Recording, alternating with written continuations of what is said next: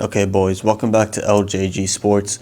We are finally one day away from draft night, and so this is my final mock draft. Very exciting times for teams who have been out of the playoffs and have been waiting to get a high pick and have been watching all the playoff teams play, all these teams make moves. It's finally time for every team to get excited because it is the draft. And I've done, I believe, one or two mock drafts already. They're probably going to be pretty similar to those, but if you haven't seen them, obviously, you'll see this one and you'll see what I think is going to happen. This is not what I believe they should do. And my personal big board, it would be a way different order if it was my personal big board. This is what I think teams will do based off team need, fit, and just best player available overall.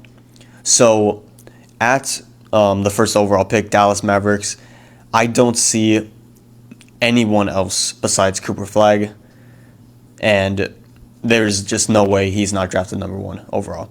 You can lock it in.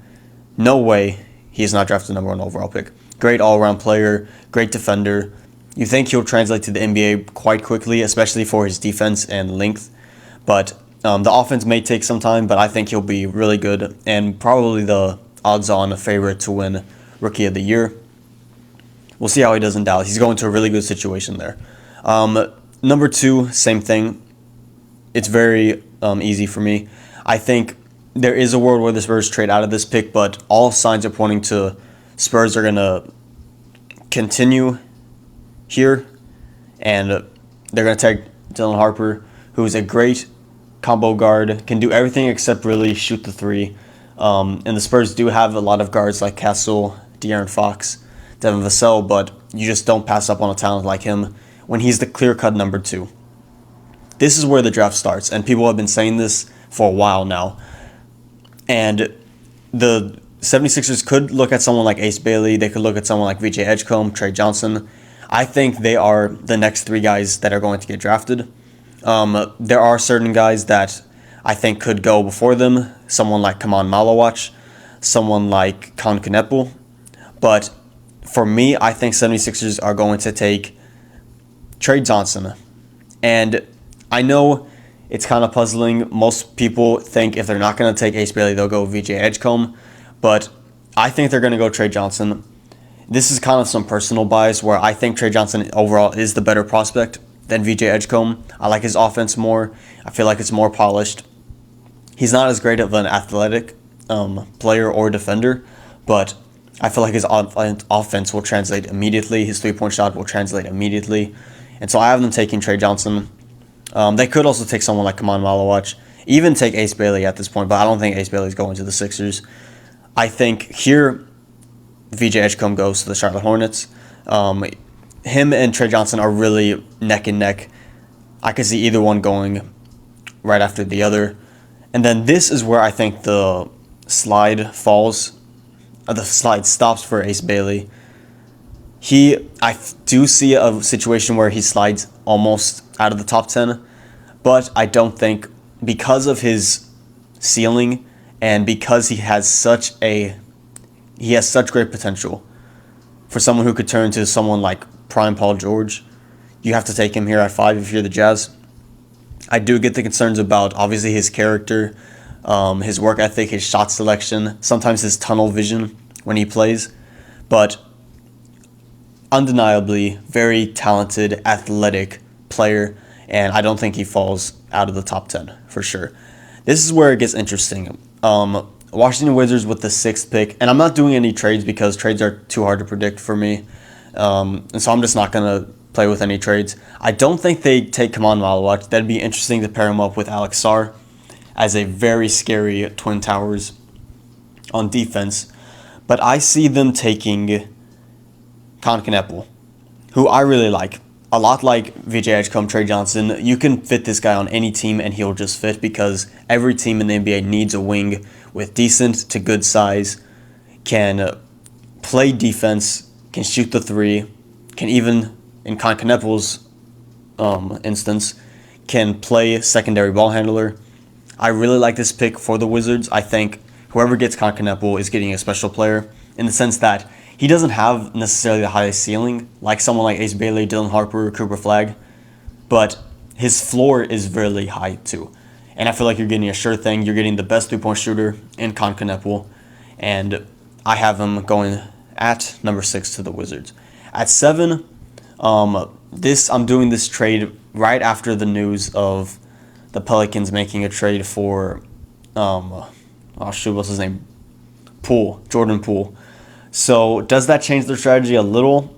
Maybe they go big now, but they have Yves Messi. They could go someone like Jeremiah Fears. They could go someone like Kasparas Giacochonis.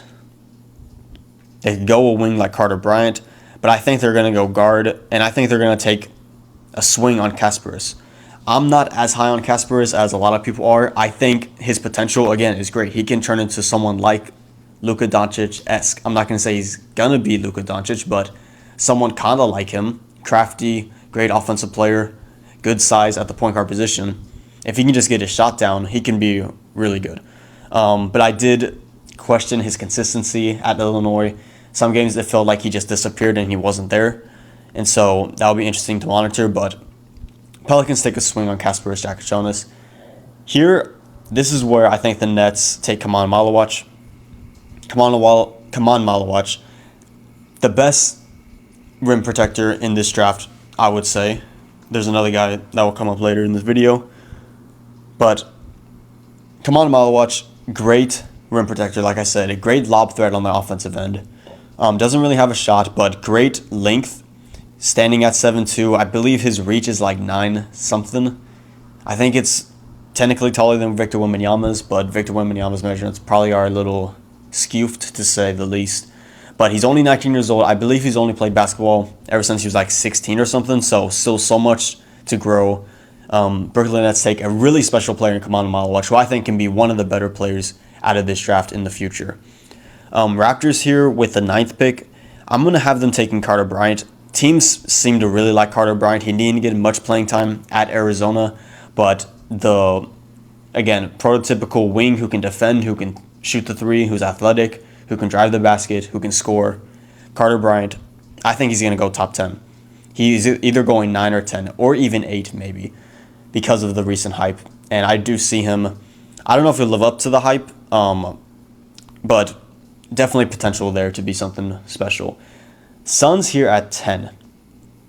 Now, the Suns are an interesting one. They obviously just traded Kevin Durant. Are they going to make any other moves? Probably not. I probably see them running it back with Bradley Beal, being that they can't really trade him, and then running back with Devin Booker. Do they get a point guard like Jeremiah Fears? Do they want to go big like Noah Essingue or Derek Queen? Derek Queen I would really like to see in Phoenix, but I think they're going to take Jeremiah Fears. Jeremiah Fears, I'm not someone that's high on Jeremiah Fears personally. Nothing against him on a personal level. I don't think he's a good shooter, obviously. Not the best size, 6'4", so decent size guard. I just really didn't like his playing at Oklahoma, and I don't think it will translate to the NBA level. But maybe he'll prove me wrong, but I think a lot of teams like him for good reason. I mean, he did score a lot with Oklahoma, averaging 4 assists, 4 rebounds a game. And if he can't get the shot turned around, then he may be something pretty good. I have the Suns taking him at number 10. So we're going to do the last couple of lottery picks, and we'll quickly go through the rest of the round 1. Portland Trailblazers at 11. They just traded for Jrue Holiday. Now, I assume they're going to keep him. Interestingly, they actually got Jrue Holiday in the trade for Damian Lillard and then sent him to Boston, and now they have him again. So that's interesting.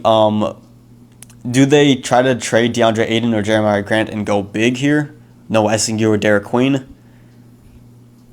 I think that makes sense. They still have Shaedon Sharpe. They still have Scoot Henderson, so I don't think they really need a guard. I'm going to have them taking Noah Essingue, who I think would go to a couple of teams outside the top 10 if he doesn't get drafted here. So I think he's going to be a lottery pick no matter what, based on the fact that I think if the Spurs, the last lottery pick at 14, if he's available at 14, I think they're going to take him, unless someone crazy good like Kemon Malawach or like VJ Edgecombe falls to that spot. So I think he's going to go lottery for sure. Bulls here on the clock at 12. Bulls had a better second half of the season last year, some momentum to build on, and I think they take Derek Queen as maybe kind of a Vucevic replacement. Not the best three-point shooter, but he has the tools and he does shoot mid-range pretty well. 6'10", not the best rim protector, but you hope that can develop at the NBA level because he really is a pretty special offensive player, and it really all comes down to his athleticism and defensive capability to see if he will stay in the NBA long term. At 13 here, the Hawks, who they just made a trade for Kristaps Porzingis. They really can't go into a rebuild because they owe their picks to the Spurs, I believe, for 2 more years. So they're still trying to compete instead of blowing things up. They have Trae Young. They just got Kristaps Porzingis. I think they take Igor Demon, who can be kind of a backcourt guy with Trae Young, or he can come off the bench and learn from Trae Young, who has a lot of potential and was really sought after coming in to last year. But he played pretty inconsistently at BYU, pretty underwhelming season. But a 6'9" guard who can do a lot of things besides really shoot, very intriguing prospect for sure. If he can get that shot down, if he can just make things click, he will definitely be a very fun player to watch going forward. And the last lottery pick, the Spurs here on the clock.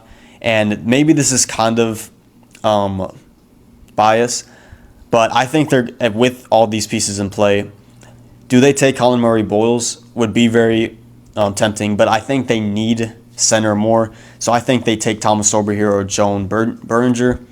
I've heard that they're going to take Joan Berninger from more reports. I really like Thomas Sorber. I hope they take Thomas Sorber, but it looks like Joan Berninger, another Frenchman, is the pick here. And so I have them taking him at 14. And to round out in these next 3 minutes or so, the rest of the round 1, I'll quickly go through. This would be interesting because the Thunder, one of the historically best defensive teams ever, could add Colin Murray-Boyles here. But I don't think they take him. I think they take Danny Wolf. I've always liked that pick for the Thunder. I think they take him here. Grizzlies, they take Colin Murray-Boyles because he's too good to pass on at this point in the draft. Timberwolves here, Will Riley is someone that would be really interesting. Jace Richardson, but they kind of got Robert Dillingham, so similar players, shorter guards who can score. I think they take Will Riley here. I like this pick for the Timberwolves. Wizards, they got Concanepo. Do you take Liam McNeely, another connecting piece who's just really good on any team? I think they take a flyer on Jace Richardson, who, despite his short height, if he was like 6'4", 6'5", 6'6", I think he'd be close to top 10, probably top 10, because of his scoring prowess. Brooklyn Nets here at 19. I think they take Liam McNeely here. His three-point shooting was not good at UConn last year, but teams still believe he'll be a knockdown three-point shooter at the NBA level. And so I'm going to trust the scouts here, and I think he'll be a good three-point shooter in the NBA. Miami Heat, right here, they could take Thomas Sorber, Asanul. I don't think they really need a big unless they trade away Bam Adebayo. I think they take a flyer on Nick Clifford, who's been rising up draft boards as of late. Good 6'6" wing/guard who can do basically everything. So he's a really wild card. I think he can be one of the better players from this draft. Really underrated player, but I think he goes around this range, 15 to 20. At 21, I think the Jazz take Thomas Sorber. Too good of a defensive prospect to pass up there. Again, could be the best defensive rim protector next to Kaman Malawach in this draft. Hawks up again. I think they take Asanul here, who has fallen down. I saw at one point in this draft, this whole draft process, him going sometimes in the top 10. He's been falling down some draft boards. I'm not really sure why. I think it's more of just other players jumping up. Here, the Pelicans, I think Nolan Traore or Rasheer Fleming is a good pick. I'm going to have them taking Nolan Traore. Thunder, I think this is where they take Rasheer Fleming, who after already getting Danny Wolf, get another wing in there, who with three-point shooting I think is a big question mark. I know he shot it well last year at St. Joseph's, but his free throw percentage was not good, and so it'll be interesting to see how that translates at the next level. Magic here, I think they take a flyer on Hugo Gonzalez, 6'6" guard from Spain. The Brooklyn Nets here again. I think Walter Clayton Jr. would be fun. I think Cedric Howard, who's, again, rising up draft boards, who did not play much out of Washington State, will go here. And then Nets again. This is where I think they'll take Walter Clayton Jr. Celtics here at 28. They just got rid of Kristaps Porzingis, so why not replace him with Maxime Reynaud? I really love this pick, especially since that trade just happened. So I think that would be a perfect fit. Maxime Reynaud to the Celtics. Suns here again. Ben Saraf, Drake Powell come to mind. I think Ben Saraf for potential wise. And then Clippers here have them taking Drake Powell. I think he'll be in round 1, but close to a round 2 prospect. So there we go. That's my full mock draft. We'll see how close and how correct I was with these predictions tomorrow. And I'll probably do a review on the whole draft if trades happen, if stuff happens like that.